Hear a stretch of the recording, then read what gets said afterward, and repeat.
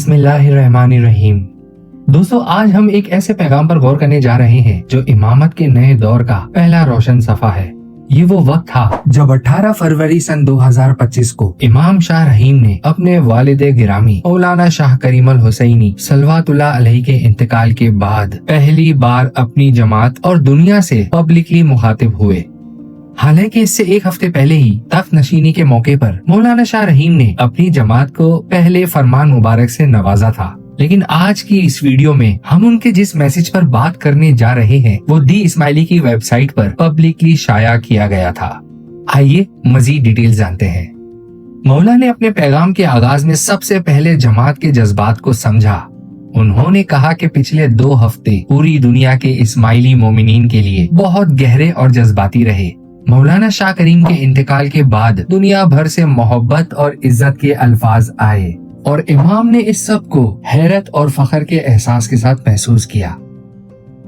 यहाँ उन्होंने एक रूहानी विरासत का जिक्र किया, यानी उनका पैगाम था कि मौलाना शाह करीम का सफर सिर्फ उनकी जिंदगी तक महदूद नहीं, बल्कि अब हम सब पर जिम्मेदारी है कि उस विरासत को आगे बढ़ाएं। यहाँ इमाम ने अपनी फैमिली की तरफ से पूरी जमात का शुक्रिया अदा किया।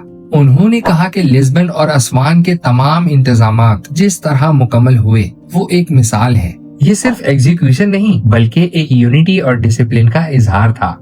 उन्होंने उन सब अफराद का तस्करा किया जो खामोशी से रात दिन मेहनत कर रहे थे, कुछ स्टाफ और बेशुमार वॉलंटियर्स जिन्होंने वो तमाम इवेंट्स यानी मौलाना शाह करीम की तदफीन के मामलात से लेकर 11 फरवरी 2025 को मुनक्किद होने वाली तख्त नशीनी की तकरीब तक इतने अदब और एहतराम के साथ तैयारी की कि दुनिया भर की जमातों को उसमें शिरकत करने का मौका मिला।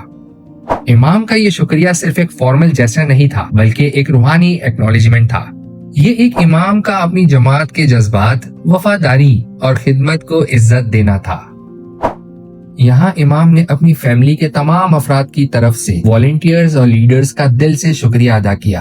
उन्होंने कहा कि हर शख्स का किरदार कीमती था, चाहे वो लीडर हो जो किसी असाइनमेंट को लीड कर रहा हो या फिर कोई वॉलंटियर जो कहीं दूर किसी कॉर्नर में काम कर रहा हो। इमाम ने ये भी कहा कि हमारी वॉलंटियर खिदमत का सिलसिला हमारी सबसे बड़ी ताकत है, यानी खिदमत हमारे मजहब की रूह है और ये सिस्टम इमामत और जमात के दरमियान एक जीता जागता पुल है।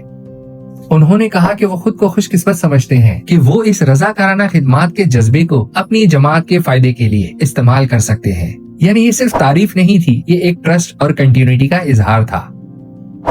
इस हिस्से में इमाम ने उन सीनियर रहनुमाओं का खास तौर पर जिक्र किया जिन्होंने लिस्बन और अस्वान के तमाम इंतजामात बहुत खूबसूरती से अंजाम दिए। उन्होंने कहा कि उन लोगों ने सिर्फ उनकी फैमिली को सहारा नहीं दिया बल्कि पूरी जमात को इस नाजुक वक्त में इस्तेकामत और सुकून का एहसास दिलाया। ये अल्फाज रिलाई ऑन ईच अदर असल में इमामत और जमात के बीच के रिश्ते का मरकज है। यानी इमाम का पैगाम था, मैं आप पर भरोसा करता हूँ और आप मेरे भरोसे पर हैं।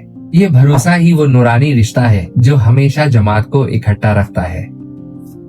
यहाँ इमाम ने अपने पैगाम को बहुत नजाकत और शफकत के साथ मुकम्मल किया।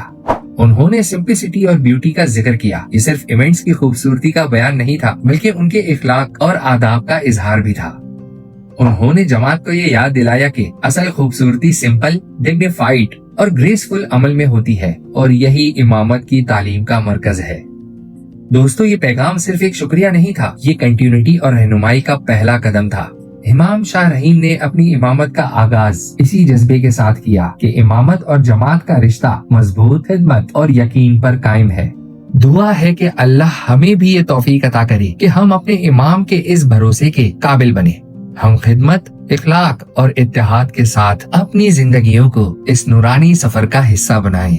आमीन।